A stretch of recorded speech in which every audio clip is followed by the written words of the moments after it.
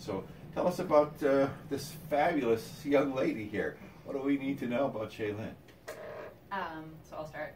Shealynn is diagnosed with Prader-Willi syndrome, and we got our diagnosis about, when she was about a month old. Out of the NICU, we had our genetic testing done in the NICU. And this is pretty rare, is it not? Yes. If I recall us talking the other night, it's extremely rare, and you would never know by looking at her what the manifestation is. Exactly, and we'll get to all that too, but that's the scariest thing about it for us, is that she looks so typical. She does. I mean, she is like the cutest kid. She totally is. Just adorable. And she's going to be in broadcasting, and I appreciate that. This chair, I'll save it warm till you're ready to go. So what exactly does this diagnosis then mean, Matt? So initially they're very low muscle tone kids. They have a lot of trouble feeding at first. Mm-hmm. So she had a tube down her nose into her stomach for the first 4 weeks. And they have a lot of growth hormone problems. That's one of the biggest things is low growth hormone. And so they can get a scoliosis because they're not growing properly. Right. And then as time goes on, they actually, they never feel full. So this eating problem becomes one of, I just don't know, I don't have the sensory capability to tell me that I'm not full, right? Yeah, they essentially will eat anything and everything. So that's a lot of where the problems arise. Well, and just, you know, stereotypically you would hear that and you think, okay, this has got to be a huge kid then, right? Because of that. But that's the thing. I mean, she's actually probably small for her age.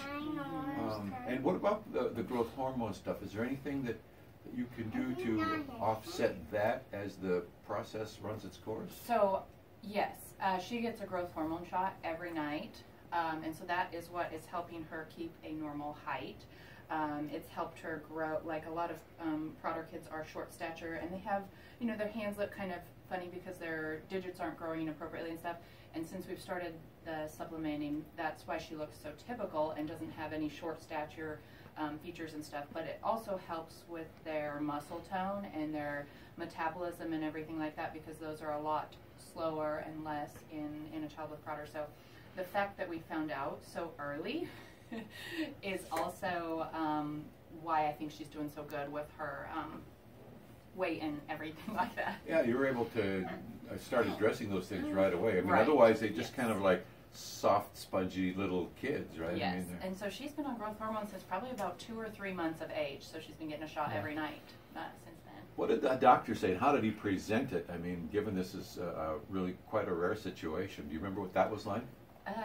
Not really. That's kind of the one that I have chosen to kind of black out. The first initial meeting with the geneticist was, you know, I just don't really remember a lot of what they told us at the time about it, you know, prognosis and things like that. Do you remember how you felt? I mean, did you sort of black it out? Or yes, yes, and that's why I don't remember much of it, because it was like a kind of a traumatic time, truthfully. So, you know, and it's not something that we need to dwell on, I guess, or remember either. You know, hey, life is going forward, right? So, yeah. I mean, that's the bottom line. And too, there's so much that, because it is a rare disease, there's so much that's happening all the time, and they're learning more and new clinical trials and things like that. So everything is changing so fast. The fact that, you know, when we were in med school, what we learned was very minimal to what I know about this now.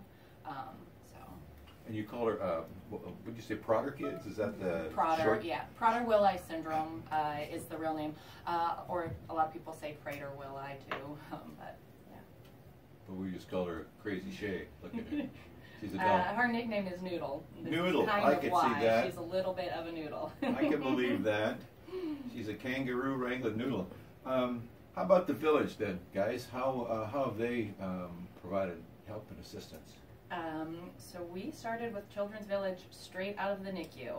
I don't even remember how we exactly found out about it at the NICU, but I remember when I was home, I got the phone call and they were out there like the next day. And since we came home with the feeding tube, we had a speech therapist and a dietitian. occupational therapist. Yeah, they came. You know, they'd come to the house. They'd do weight checks and help us figure out her formula because we had to supplement with extra formula to get her the appropriate nutrition because she couldn't take the volume that she should be taking. And I think they came out twice a week in the beginning to weigh and make sure she was growing appropriately. I imagine that was sort of a really a confidence builder or reliance, wasn't it? Yes, it was very nice to have that stuff and to be a new mom with a special needs kid, you know, and just to have them come to your house. Like, it's just, that's what's so amazing about it. And then, like, our occupational therapist, Shay was such a low muscle tone kid. I remember talking to Darcy, like, she was our therapist who started with Shay.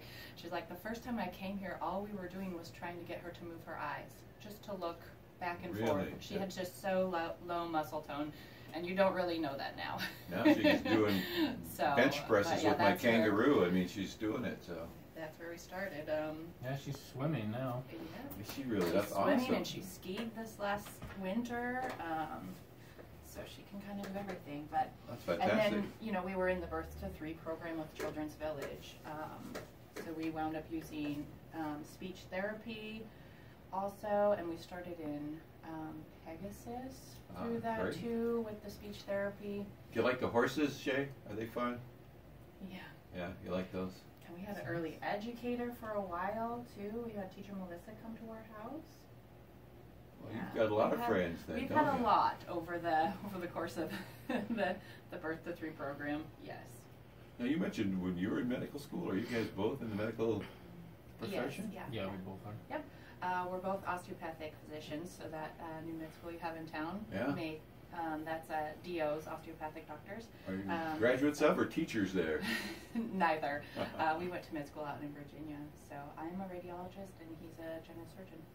Wow. Well, you aren't surrounded by the best then, are you, kiddo? Holy smokes, you've got your friends at the village lined up, and when you got mom and dad when you get done with them. I guess the convenience factor, I mean, especially if you've got one that comes home that has a feeding tube and all that other stuff, let's face it, you guys probably, with your background, are in a better position to process and deal with this than maybe anybody else really would have at the time. I mean, it doesn't necessarily make it easy for you, but it does give you information is power, you know, less fear, more control, yes. that sort of thing. Yes, I would definitely say, I mean, there was still fear and stuff like that, because this is unknown to us, but I would say, like, it was less. Ever since she had her feeding tube, we had a better idea of how to. Yeah, he would go in before work into the NICU and do her tube feedings and change her diaper and everything like that. That's part of the reason we got out. We got out of the NICU probably faster than average people would have, because we knew how to use these things already, and we felt super comfortable with it, and so. They weren't, they didn't really want to let us leave. They were kind of, and I was like, come on, we're doing everything up here. Just let us go home and do it, where I can be with her. Let's open up that isolette to the next one, right? Yeah. Otherwise, you're sleeping without your baby and stuff like that. Leave them in the NICU. Do we have other youngsters at home? We do now. 2 others. Addison, who's 2.5, and Spencer, who just turned 1 year. Well, congrats. That's a triple threat there. 3 kiddos. That's an awesome family. That's pretty cool. You're going to be the big sis to those characters. So learn to regulate. What about diagnosis from here going forward, gang? I mean, that's part of the comments is, it's not looking back but looking ahead. What's in store? We're just waiting for the next phase of this to hit. So like he kind of talked early on, it starts with like the low muscle tone and stuff like that, and she doesn't have the hunger cues really, and we're waiting for that to hit. And but there's a pretty good chance that that's going to happen. I mean, yes. Is it a genetic thing? Yes. Or? Yep. And it's a spectrum. Everything with this is a spectrum, and so that it can hit anywhere from 3 to 5 is pretty typical, but now they're finding kids going even longer. 7 or so before that may hit. You just never know. So we have a lot of things in place already. We have, she eats on a regular schedule. About every 3 hours, she, gets something to eat. How about overnight? How does that work? She does fine overnight. She's an early riser. And that's when the best cartoons are on, right? Yeah. She usually gets up with me at 5:30. Yeah, she's up early. But we have things, we don't have the lock installed on our pantry yet, but we have the lock. We have motion sensors on her door, truthfully, right now, so we know if she's up. So I don't have to worry about, like, okay, is this going to be the morning that something is I mean, when you think about that, and I don't want to dwell on how negative it might be to come, but I mean, to think that your super special little skinny girl here is going to reach a psychological point where she will really feel deprived if she can't. I mean, you're gonna have to go to war with this adorable face over you've eaten already, and any more isn't good for you, right? But you know you have a special tummy, right? Goes with that special cute face. She knows she has a special tummy and she can't have too many carbs. Good. Well, so she knows Big Dave shouldn't be having too many carbs either, but that's a whole nother story. And Mommy makes a lot of healthy special treats that that's why Dad looks like he's in such good shape. I see it's a family paying off here.